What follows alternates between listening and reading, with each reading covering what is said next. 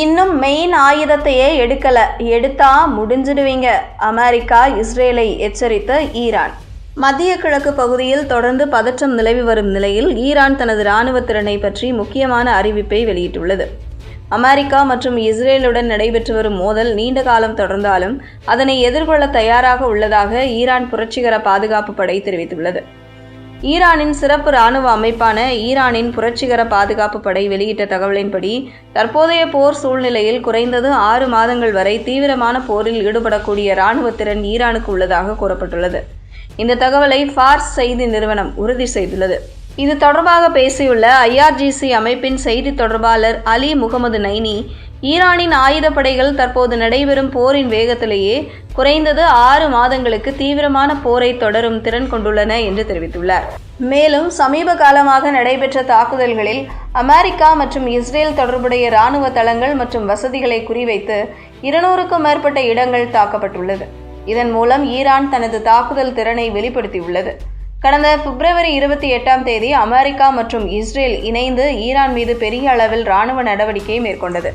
அந்த தாக்குதலில் 50,000க்கும் மேற்பட்ட இராணுவத்தினர், 2 விமான கப்பல்கள், 200க்கும் மேற்பட்ட போர் விமானங்கள், ஏவுகணை ஏந்தும் கப்பல்கள் மற்றும் அணு நீர்மூழ்கி கப்பல்கள் பயன்படுத்தப்பட்டது. இந்த நடவடிக்கையின் முக்கிய நோக்கம் ஈரானில் ஆட்சியை மாறுவதாக இருந்தது. ஆனால் அமெரிக்கா மற்றும் இஸ்ரேல் எடுத்த இந்த நடவடிக்கைகள் பல துறைகளில் தோல்வியடைந்தது. ஈரானின் அரசியல் அமைப்பு, இராணுவ திறன் மற்றும் சமூக அமைப்பை எதிரிகள் சரியாக புரிந்து கொள்ளாததால் இந்த தவறான கணிப்பு ஏற்பட்டுள்ளது.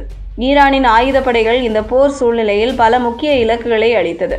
குறிப்பாக அந்த பகுதியில் அமைக்கப்பட்டிருந்த 7 அதிநவீன ரேடார் அமைப்புகள் மற்றும் terminal high altitude area defence பாதுகாப்பு அமைப்புகள் அளிக்கப்பட்டது. எதிரி நாடுகள் பயன்படுத்திய 80க்கும் மேற்பட்ட ட்ரோன்கள் ஈரான் இராணுவம் அளித்துள்ளது. இந்த போர் உலகளாவிய பொருளாதாரத்திலும் தாக்கத்தை ஏற்படுத்தியுள்ளது. குறிப்பாக எண்ணெய் மற்றும் எரிவாயு விலைகள் உலக சந்தையில் அதிகரித்துள்ளது. மத்திய கிழக்கு பகுதியில் விமான போக்குவரத்து பெரிதும் பாதிக்கப்பட்டுள்ளது. இந்த போரின் காரணமாக சுமார் 23,000 சர்வதேச விமானங்கள் பாதிக்கப்பட்டது. கோடிக்கணக்கான பயணிகள் விமான நிலையங்களில் சிக்கினர். ஈரான் இதுவரை பயன்படுத்திய ஏவுகணைகள் பெரும்பாலும் பழைய தலைமுறையைச் சேர்ந்தவை. 2012, 2013 மற்றும் 2014ஆம் ஆண்டுகளில் தயாரிக்கப்பட்ட முதல் மற்றும் 2ஆம் தலைமுறை ஏவுகணைகளே அதிகமாக பயன்படுத்தப்பட்டுள்ளன. கடந்த 10 ஆண்டுகளில் உருவாக்கப்பட்ட புதிய தலைமுறை ஏவுகணைகள் இன்னும் பயன்படுத்தப்படவில்லை. சமீப ஆண்டுகளில் ஈரான் ஏவுகணை உற்பத்தியை கணிசமாக அதிகரித்துள்ளது.